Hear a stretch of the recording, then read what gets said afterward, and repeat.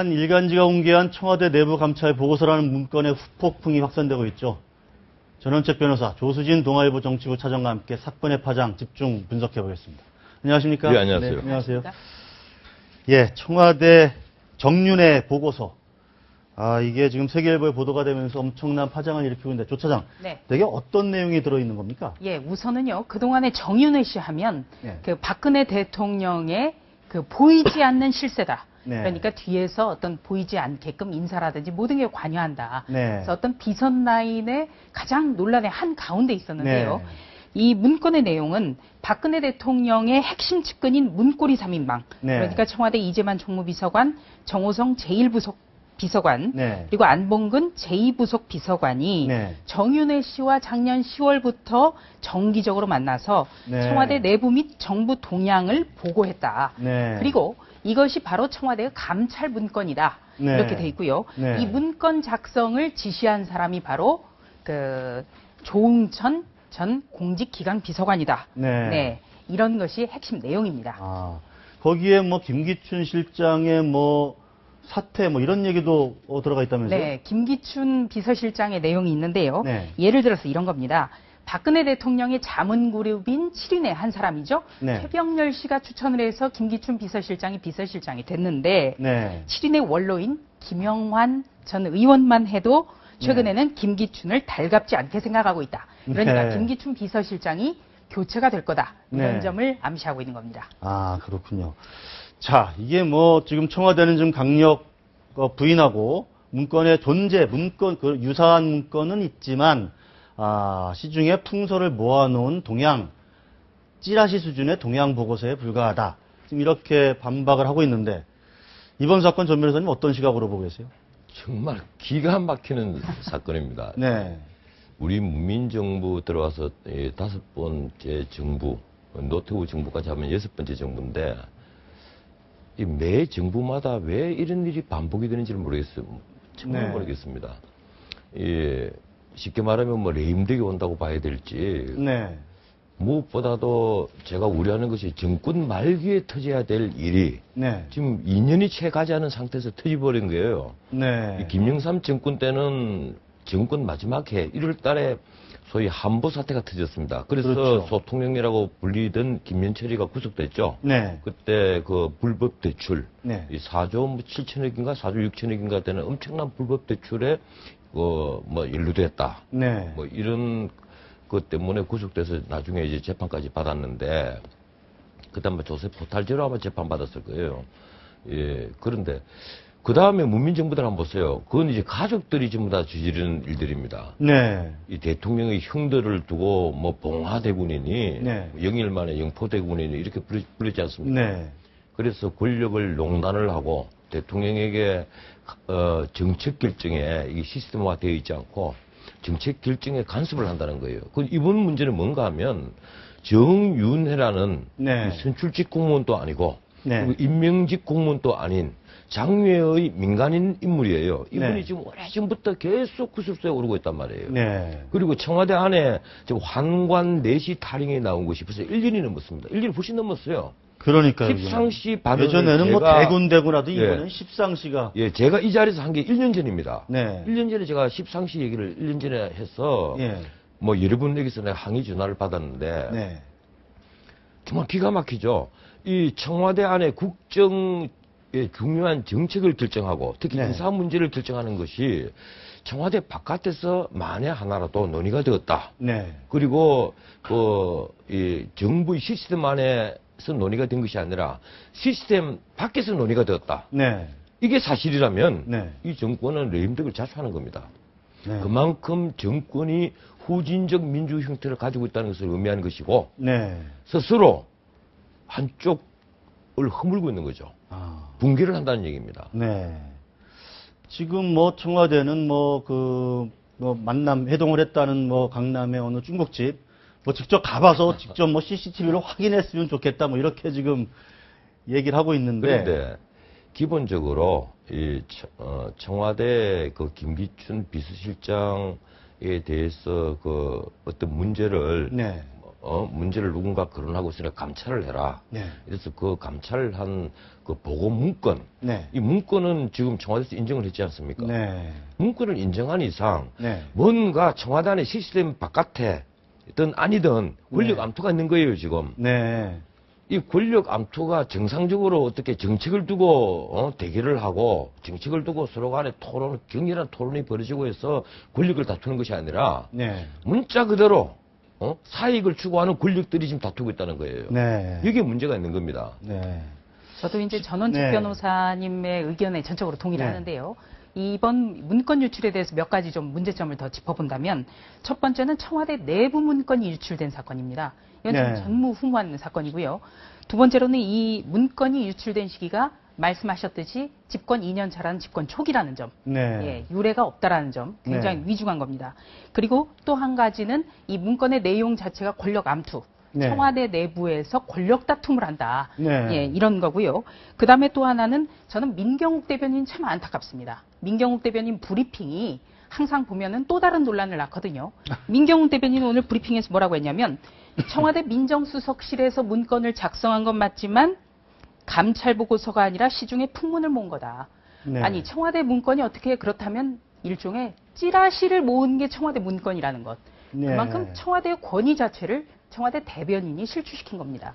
네, 그러니까 바로 새정치민주연합의 박지원 의원이 찌라시 정권이라는 비판을 하게 된 거죠. 네. 네. 이 사람들이 이게 십상시라면 잘 모르는 것 같아요. 이 십상시가 나라를 무너뜨린, 네. 후한을 무너뜨린 환관열병입니다. 아. 후한세에는 12상시라고 하고, 네. 이 삼국지연이, 네. 그래서 나관 중에서는 삼국지연이 제일 앞부분에는 십상시라고 나오죠. 네. 근데 아마 십상시가 맞는 것 같아요. 네. 이 가장 유명한 것이 장량, 그리고 가장 이에 그 자기의 사익을 위해서 막 권력을 발동을 하고 임금에게 심지어 자기 애첩까지 갖다 막 바치고 네. 사진이 딸부터 먼저 바쳤지만 그게 곽승입니다. 네. 그래서 우리가 흔히 십상시라면 유명한 사람이 장량, 조충, 하운, 곽승 그렇죠. 뭐 이런 네, 사람들이거든요. 이 사람들이 워낙 권력을 농단하고 하니까 황건적의 난이 일어났잖아요. 예. 이 황건적의 난을 이제 이 십상시들이 평정을 했거든요. 네. 거기에 따른 중국 무유병화가 굉장히 많아요. 뭐 저쪽에 뭐 모래 사막에서 막 칼바람 일고 하는 그런 영화들이에요. 그 네. 영화들이. 네. 그런데 이 십상시가 평정이 되고 나니까 이 영제가 네. 영제는 완전 황음에 빠져서 사는 황제인데 어린 나이에 네. 황제가 된 뒤에 영제가 이 십상시를 열후에 봉합니다. 네. 후에 봉하는 거예요. 네. 후에 봉해서 영지를 주고 거기 다 그 작은 소왕과 같은 자리에 다 봉하는데 이 그 십상시들이 어느 정도로 심했는가 하면 그 황제의 직서를 조작을 합니다. 네. 조작을 해서 네. 예, 황제처럼 막 명령을 막 내려보내고 하거든요. 이러니까 그 이제 네.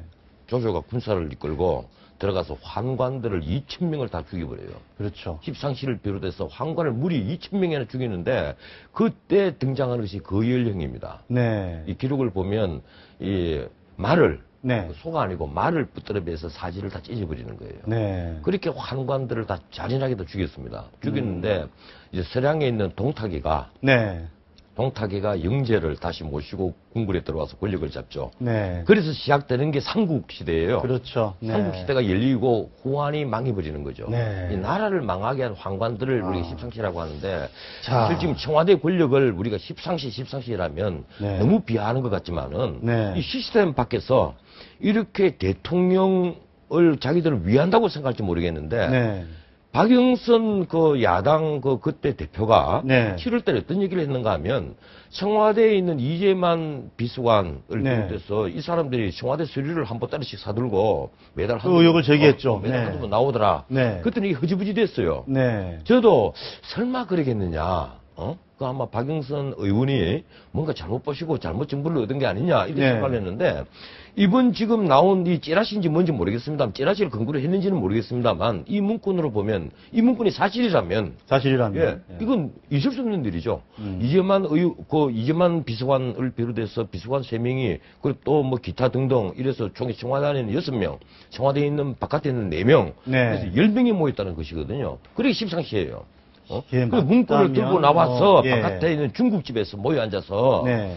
이 정윤회 씨에게 보고를 하고 네. 정윤회 씨의 지시를 받아서 야 내가 비서실장 곧 쫓아낼 테니까 네. 그걸 언론에 흘려라. 네. 이렇게 중병설로 흘려라. 네. 이렇게 얘기했다는 것이 이번 문건의 내용 아닙니까? 네. 만약에 이것이 사실이라면 나 정말 사실이 아니라고 믿고 싶어요. 정말이지. 만약에 이것이 사실이라면 박근혜 정부는 도대체 민주정부라고 부를 수가 없는 겁니다. 네. 자, 거기서 언급되는 그 십상시의 면면은 뭐 어떤 사람, 그러니까 십상시라고 지목되는 사람들. 네. 예. 아마 이제 대선 때부터 십상시 이제 그런 얘기가 나왔는데요. 네. 예, 2012년 대선을 중심으로 해서 박근혜 대선 후보를 움직이는 10명의 최측근이다. 네. 그래서 이제 십상시라고 이름이 붙었는데 네. 그 대선이 가까워지고 또 일부 인사들의 역할이 바뀌면서 몇 명은 다소 조금 변했습니다. 아, 사람들이요. 예. 근데 변하지 않는 사람들은 국회의원 보좌관으로부터 네. 함께 있었던 세 사람입니다. 네. 바로 이재만 총무비서관, 정호성 네. 제1부속실 비서관, 안봉근 제2부속실 비서관. 네. 예, 이 세 명이 그 공통적으로 들어가 있고요. 네. 이 세 명은 또 흥미로운 게 바로 정윤회 씨가 박근혜 대통령에게 국회의원 시절 보좌관으로 추천한 인물들로 알려져 있습니다. 아, 그리고 이제 저 세 명은 저희들이 실명을 밝혔지만 나머지 또 세 명이 청와대에 근무하고 있고 네. 이제 아까 우리 전 변호사님 말씀하신 대로 네 명은 외부에 있고 뭐 더 명단이라 맞는지도 사실은 모르겠어요. 뭐 지금. 이미 이름들이 많이 나오고 있어요. 네. 뭐 조인근 씨, 김충환 씨 이런 그 예. 비서관을 비롯해서 이름들이 네. 자꾸 나오는데 제가 참 한심스러운 게 제가 오늘 저기 출연자 대기실에 앉아서 생각해 보니까 한심스러운 게 내가 네. 왜 이런 이름들을 외우고 있어야 되는지 음. 내가 왜 안봉근, 정호성, 이재만 이러면서 이런 이름들을 네. 방송을 위해서 왜 외워야 되는지 이런 분들이 과연 공인인지 네. 생각하니까 정말 가슴이 묵묵해지는 것 같아요. 예. 네. 자, 이 문건 어쨌든 문건을 만들 때에 공직기강 비서관 네. 조응천 비서관이었지 않습니까? 네. 조응천 비서관은 그런데 이제 한 3월, 4월경에 4월경에 물러났죠. 그런데 그 시점이 바로 이 보고서를 제출하고 한 달 뒤쯤에 물러났다. 아, 그래서 뭐 더 오비 석연치가 일학이냐 않다. 뭐냐. 그렇습니다. 그래서 더 이제 의혹이 좀 증폭되고요. 네. 정말 보이지 않는 손에 의해서 어떤 권력 암투 과정에서 조응천 전 비서관이 물러난 것 아니냐. 네. 이런 의혹이 제기되고 있습니다. 아. 네. 조응천 비서관은 어떤 인물인가요? 네, 조응천 전 비서관은 검사 출신인데요. 네. 사법시험 28회인데 그 법무부 장관의 정책보좌관도 지냈고 네. 또 그 국가정보원장의 그 정책보좌관도 지냈습니다. 네. 근데 가장 중요한 거는 이 조응천 비서관의 특징 중에 하나가 네. 굉장히 입 바른 소리를 잘한다. 음. 강직하다. 네. 그래서 그 지금 동기들이 일선 검사장으로 나가 있는데요. 그 동기들의 말을 종합해 보면 의협심이 대단히 강하다. 그래서 어떻게 보면 그 청와대에 들어가서 보니까 이 공직 기강을 바로 세우기 위해서는 바로 정윤회 씨 같은 비선 라인의 문제를 짚고 넘어가지 않을 수 없었다. 이런 판단이 좀 작용한 것 아니냐. 물론 이 과정에 김기춘 대통령 비서실장이 어떤 역할을 했는지는 지금 알 수는 없습니다만 네. 이제 조응천 전 비서관의 어떤 성향상 그랬을 가능성이 있고 또 조응천 전 비서관이 더 화제를 모으는 것은 바로 조응천 전 비서관이 대통령의 남동생인 박지만 씨와 매우 가깝다. 네, 이런 평가를 그런 듣고 또 있기 어떻게 때문입니다. 또 인연을 맺은 그것 때문에 사실은 혹시 이런 어떤 그 파동의 뒤에 박지만 씨와 뭐 정윤회 씨가 있는 것 아니냐 이런 의혹이 나오는 거 아니겠습니까? 네, 그건 바로 그 점 때문에 예. 더 관심을 받죠. 네. 근데 이제 간단히 설명을 드리면 좀 재미있는 인연입니다. 네. 1994년에 이제 수원지검에서 조응천 전 비서관이 부장검사로 마약류 사범 단속을 하는데요. 네. 그때 이제 박지만 씨가 필로폰 혐의로 네. 두 번째 수사를 받았고, 네. 그러니까 한마디로 말해서 재범이기 때문에 구속이 돼야 되는데 어떤 그 다시 한번 교화형 그러니까 그 좀 격리해서 네, 네. 예. 치료를 받았으면 좋겠다. 이런 아. 의견을 내리면서 네. 박지만 씨가 누나인 박근혜 대통령에게 네. 참 훌륭한 검사다. 네, 이런 평가를 얻었고요. 바로 이 박지만 씨의 관계 때문에 네. 대통령의 친인척을 관리하는 공직기강 비서관에 발탁이 됐다. 네. 이런 얘기가 법조계에 많습니다. 물론 뭐 이제 조응천 비서관이 박지만 씨와 무슨 깊은 연관을 가지고 뭐 이런 뭐 문건을 작성했는지 여부는 뭐 확인할 수가 없는 네. 거고요. 네. 그래도 국민들의 시각에서는 네. 그 조응천 전 비서관을 어떻게 보겠습니까? 네. 이 박지만을 기소유예를 하고 네. 예, 치료 조치를 받는 조건으로 기소유예를 한 그 덕분으로 가까워졌고 네. 그래서 아마 그 추천으로 청와대에 그 홍경식 민정수석 밑에 네. 바로 홍직기강 비서관인데 그렇게 비서관으로 발탁이 된 것이 아니겠느냐. 예. 이렇게들 생각을 하는 거죠. 사실 부장검사 출신이 네. 비서관으로 간다고 해서 발탁이라는 표현은 적절한 표현은 아니에요. 네. 하지만 워낙 우리나라 청와대가 권력의 신부로 되어 있으니까 네. 청와대 안에 비서관이 됐다면 대단한 출세로 다 보거든요. 그래서 그 이후에 이제 주변에서 그 하기 좋은 말로 예. 저 사람은 뒤가 누구고 저 사람은 뒤가 누구고 할 때 이 네. 조응천 그 비서관은 이 박지만 사람 이렇게 네. 불려왔다는 거예요. 그런데 문제는 이번 사건이 단순히 그 비서실장에 대한 어떤 축출 업무 이런 문제가 아니라 그 전부터 박지만과 정윤의 두 사람에 대해서 권력 암투설이 가끔 흘러나왔거든요. 모 주간지가 이걸 보도를 했지 않습니까? 네. 박지만 씨가 미행을 했다 뭐 이렇게 보도를 해서 정윤혜 씨가 고소를 했어요. 그렇죠. 예, 기자들을 고소를 하고 또 손해배상을 2억을 청구를 했습니다. 예. 그래서 그것이 진실이 아니었구나 네. 이러는데 그 뒤로도 꾸준히 이 박지만 쪽 세력, 그 동생의 세력과 네. 그리고 정윤회의 세력, 네. 그 보좌관 쪽의 세력, 네. 이 그 암투를 벌리고 있다. 예. 이런 이제 의심이 네. 국민들 눈에 계속 증폭이 됐단 말입니다. 그렇죠. 저는 지금 이 문제를 그 쉽게 칼로 정말 양단하듯이 해결할 수 있는 분은 대통령밖에 없다는 생각이 들어요. 네. 이 뭔가 하면 국민들이 이런 의심을 한다는 것은 국민들이 질문하고 있다는 겁니다. 네. 국민들이 과연 청와대는 시스템화되어 있습니까? 하고 질문을 하고 있는 것이거든요. 그러면 대통령이 거기에 대해서 답변을 할 의무가 있습니다. 이 대변인을 시켜서 뭐 춘추관에 나와가지고 이런저런 말을 할 것이 아니라 대통령이 직접 기자회견을 하면서 사실 이러이러한 일이 있었는데 네. 내가 정윤회로부터 예컨대 정책에 따른 어떤 각각의 의견을 듣는 정도지 예. 그분이 국정에 관여하는 바는 없다. 네. 이렇게 어느 선을 그어준다라든지 그리고 총무비서관은 총무비서관의 역할을 하지 총무비서관이 월권을 해서 네. 정책에 관여한다거나 인사에 관여한 적은 없다. 네. 이렇게 선을 그어주는 것이 지금 정도라고 생각을 해요.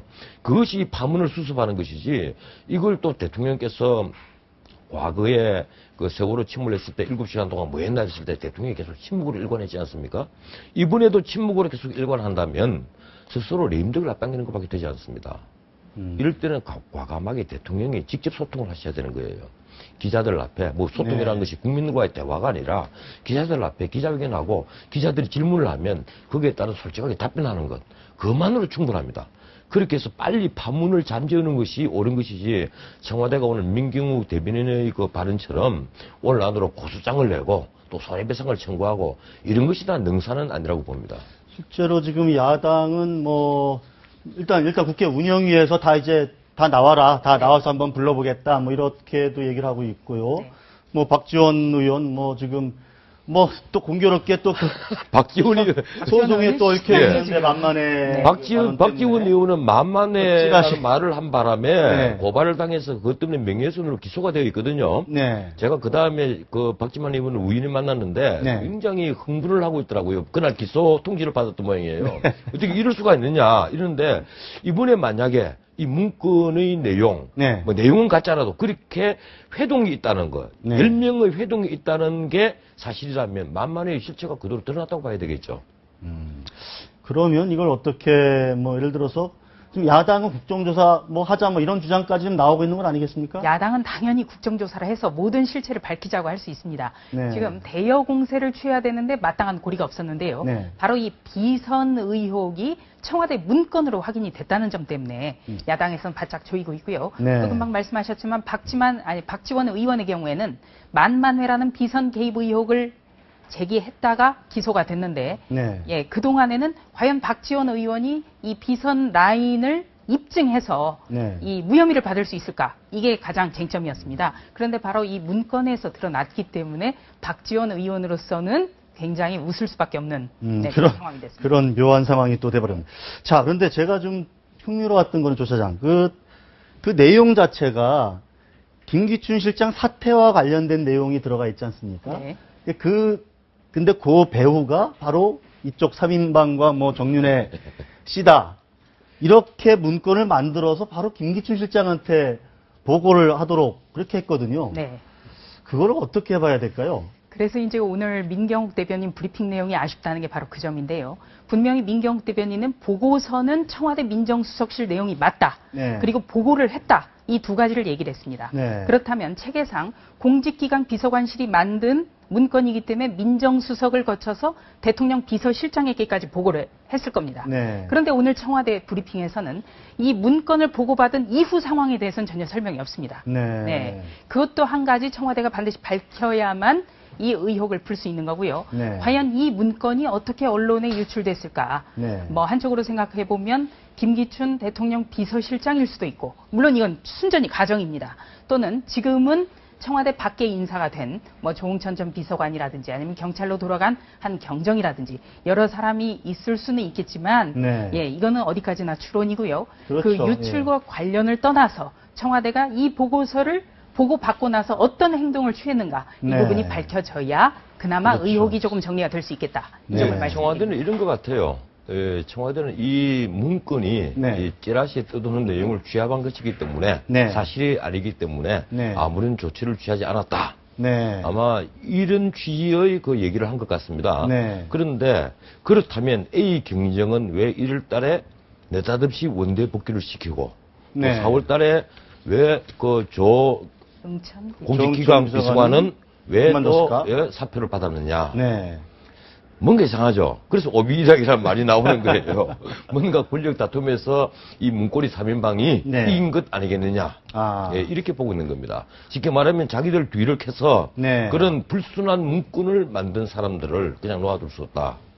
이 대통령 비서실장이 그만둔다는 얘기는 사실 작년 9월경부터 나오기 시작했습니다. 취임한 지 얼마 되지 않은 분이 네. 뭐 그만둔다, 중병설이다, 암에 걸렸다 이런 말까지 또, 네. 광범위하게 퍼졌거든요. 그리고 네, 자식 문제, 예, 또 예. 더 나아서 대통령 눈 밖에 나갔다. 네. 그리고 있다가 이제 아드님이 네. 어려운 일이 닥치지 않습니까? 네. 그리고 나서 더더욱 아마 곧 그만둘 거다. 네. 이런 얘기가 많이 흘러나왔단 말이에요. 그런데 이번 문건을 보면 그러한 그냥 말들이 전부 다 이 문고리 3인방들이 정윤회 씨의 지시를 받고 언론에 흘린 것 아니냐. 이런 이제 의심을 할 수밖에 없는 상황이 됐죠. 그래서 더더욱 이 문제에 있어서 청와대가 국민들이 질문해, 국민들이 의심해 답변을 해주는 것이 나는 바로 이 파문을 가라앉히는 첩경이라고 생각을 합니다. 그렇군요. 저는 참 궁금한 게 김기춘 실장이 그러니까 저 세 명이 지금 나를 지금 몰아내기 위해서 뭐 이렇게 하고 있다 그러면 그쪽을 쳐야 될 것 같은데 왜 이쪽을 쳤을까? 이런 의문도 좀 제기가 됐는데. 저는 그래서 이제 뭐 오늘 진실이 뭔지는 뭐 알 수가 없겠습니다. 진실은 알 수가 뭐 없습니다만 구두 보고만 받았는지. 청와대가 해당 언론사를 고소한다, 네. 법적 대응하겠다, 강력하게 대응하겠다 네. 이렇게 밝혔는데요. 네. 정말 강력하게 대응할지 저는 그것도 궁금한 점입니다. 청와대가 좀 법적 조치를 강하게 뭐 네. 하겠다, 오늘 중이라도 하겠다 이렇게 얘기하지 않았습니까? 오늘 안으로 고소장 내겠다 네, 그랬죠. 오늘 그런데 안으로. 과거에 네. 이 산케이신문 지국장의 그 보도가 나왔을 때 네. 청와대가 발끈해서 손해배상 청구하고 네. 형사 고소를 하겠다 이랬거든요. 네. 근데 결국 시민단체가 고발했지 않습니까? 네. 시민단체 고발로 수사가 시작됐거든요. 네. 청와대는 고소고발을 하지 않았습니다. 네. 근데 이번에는 과연 어떻게 할지 뭐 이런 일구 이연을 하는 건지 한번 지켜봐야 되겠죠. 일단 자, 네. 문건에 대해서 문건의 내용을 가지고 썼거든요. 네. 해당 언론이. 네. 그렇다면은 그러면 어디서 이런 얘기를 듣고 썼느냐라고 했을 때 청와대 문건 그대로지 않느냐 이러면 입증이 되는 겁니다. 오히려 청와대에서 이 사건을 그 검찰에 넘길 경우에는 오히려 검찰 수사 과정에서 정말 이 비선 라인의 의혹 자체라는 별개의 건이 드러날 수 있지 않을까. 네. 예, 그래서 청와대가 이 점에 대해서도 신중하게 접근할 수밖에 없지 않을까 네. 이런 생각도 좀 해봤습니다. 문건이 사실 여부를 부인은 할 수 없었을 겁니다. 네. 예, 제가 보기에도 문건은 완벽한 청와대 문건 형태를 갖고 있었으니까 그러니까 그걸 부인하지 못했고 그 문건이 방금 말씀하신 대로 네. 이 청와대 문건이 맞다면 네. 세계일보를 과연 어떻게 처벌할 수 있을까요? 저는 그게 난 참 의심스러워요. 왜냐하면 그렇죠. 문건 자체는 팩트거든요. 그리고 그 문건에 문건을 인용해서 예. 권력의 신부에서 나온 문건에 있는 내용을 보도를 한 것인데 네. 그럼 어떻게 처벌을 할 수 있겠습니까? 자, 그 최초의 정윤회 보고서를 작성한 경찰. 네. 그 경찰은 어떤 인물입니까? 네. 지금 일선서의 정보과장으로 근무를 하고 있고요. 네. 작년에 박근혜 정부 출범과 함께 청와대로 갔는데, 네. 예, 초창기 청와대로 가는 이 경찰 공무원들 정말 엘리트 중에 엘리트가 갑니다. 네. 주위의 평가를 들어보면 굉장히 부지런하고요. 네. 두뇌 회전이 굉장히 빠른 것으로 알려져 있습니다. 네. 그리고 청와대에 갔기 때문에 네. 나올 때는 한 단계 승진을 해서 나와야 된다. 이런 게 어떤 관례거든요. 네. 예, 그렇기 때문에 일단 좀 승진 욕심도 있었다. 이런 평가도 있고요. 네. 그런데 올 1월에 갑자기 정기 인사가 아닌데 돌려보냈다. 네. 그리고 하필이면 이 문건을 제출한 직후였다. 네. 그리고 승진도 못했다. 이런 네. 점 때문에 또 흥미롭고요. 정말 아. 오비락이라고 안 할 수 없습니다. 네, 지금은 휴가 중이라고 합니다. 저희들이 접촉을 해봤는데, 저는 국가공무원입니다. 죄송합니다. 일체 전화를 지금 안 받고 있는 상황입니다. 자, 어찌됐든, 아까 그 김기춘 실장, 아주 곤혹스러운 지금 상황이 아닐까 싶거든요, 저는. 이 김기춘 실장이 이제 허태열 비서실장 다음으로 등장을 했지 않습니까? 네. 허태열 실장이 이 문민정부에서도 참 그런 전례가 없는데 6개월 만에 하차를 했거든요. 네. 그 대통령 눈밖에 왜 났는지를 모르겠습니다만 이게 자의로 물러난 것이 아니라 네. 이 대통령의 뜻에 따라서 물러난 건 사실입니다. 네. 그건 아마 부인 못할 거예요. 네. 그래서 김기춘 실장이 들어가면서 역시 아버지 때부터 네. 계속 모신 분이니까 네. 그만큼 통하지 않겠느냐 뭐 이런 추측들이 많이 있었는데 네. 제일 처음에서 언론에서는 이 권력 문고리 3인방과 김기춘과의 어떤 갈등 네. 이게 전혀 생각지도 않았죠.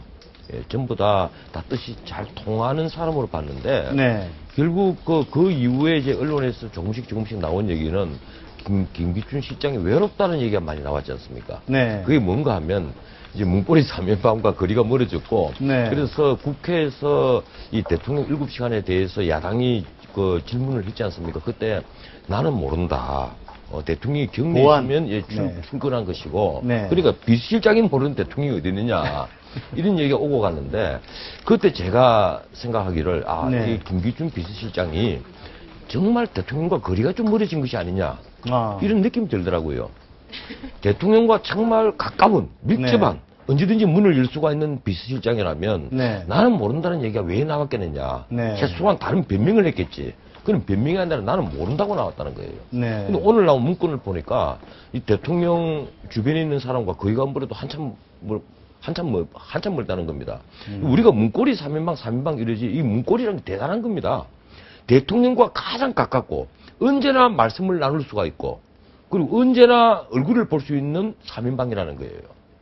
그게 권력은 그게 바로 권력자의 부속실에 거리에서 있는 비서관들이거든요. 그러잖아요. 부속실에 있는 비서관, 총무비서관, 네. 대통령이 아침부터 밤에 주무실 때까지 모든 것을 다 책임지는 비서관들이에요. 네. 그러니까 대통령과 가장 밀접하죠. 이 사람들과 비서실장과의 사이에 네. 권력의 어떤 암투가 있었다면, 네. 그 암투라고 표현이 지나칠지 모르겠습니다만, 네. 있었다면, 이건 엄청난 문제죠. 무엇보다도, 이 정책이나 국가 정책이나 인사 문제에 관여를 해서는 안 되는 이런 문고리 3인방이 관여를 했다면, 네. 그리고 바깥에 있는 정윤회 씨가 그걸 가세를 한 게 사실이라면, 네. 이 정부는 시스템과는 민주주의 시스템과는 완전히 거리가 있는 정부입니다. 네. 이건 정말 대우각성해야 됩니다.